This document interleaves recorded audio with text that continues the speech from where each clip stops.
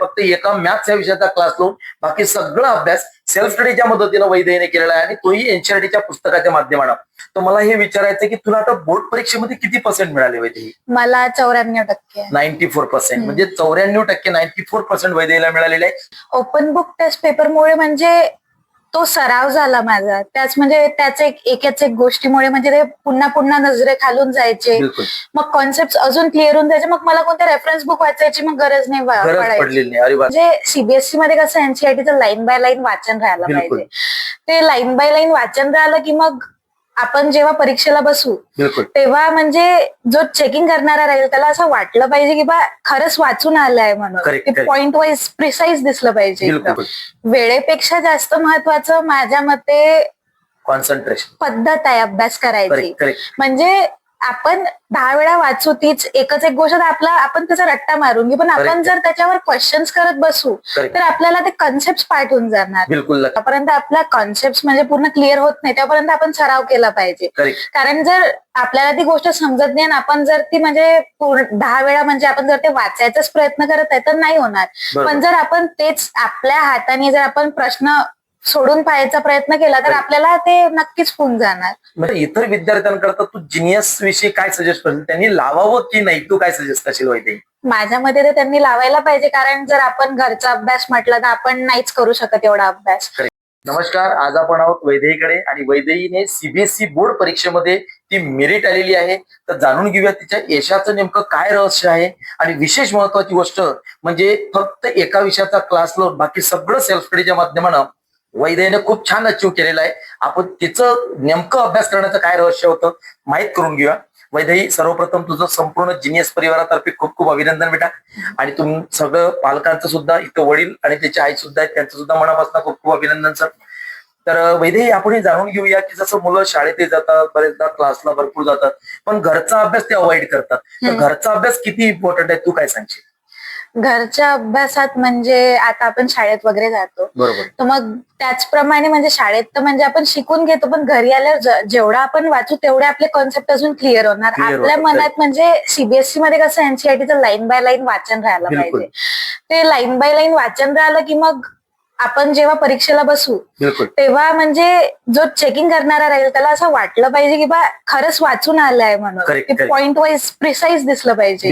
ते इम्पॉर्टंट असतं. म्हणजे बघा कसं असतं की पुस्तकांचं वाचन खूप महत्वाचं आहे. तर मला हे विचारायचं की तुला आता बोर्ड परीक्षेमध्ये किती पर्सेंट मिळाले वैद्य? मला 94%. 94%. म्हणजे 94%, 94% वैद्यला मिळालेले आहे. खूप छान उपलब्धी आहे, तुझं अभिनंदन याकरता.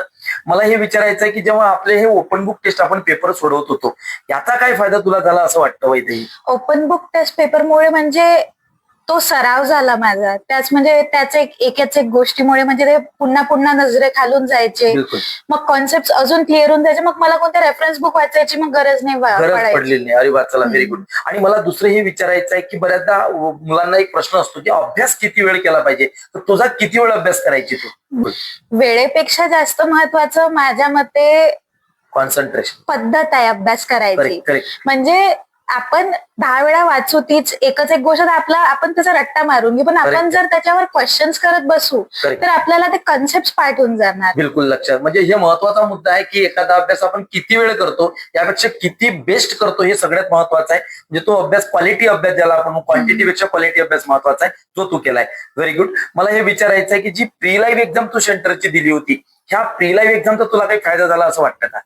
हो, म्हणजे त्या एक्झाम मध्ये पूर्ण म्हणजे बोर्डाच्या पद्धतीने म्हणजे ते बबलिंग वगैरे होतं त्याच्यात. म्हणजे मग त्याच्यामुळे पूर्ण म्हणजे ते पेपरमध्ये कसं करायचं सीबीएसईच्या बोर्डाच्या परीक्षेत कसं लिहायचं बरोबर ते सगळं त्याचा सराव झाला. तो एक सराव तुला झाला. बरं, काउन्सलर घरी यायच्या आणि थोडं गायडन्स करायच्या, काही तुझे डाऊट्स क्लिअर असं झालाय का याच्या माध्यमानं?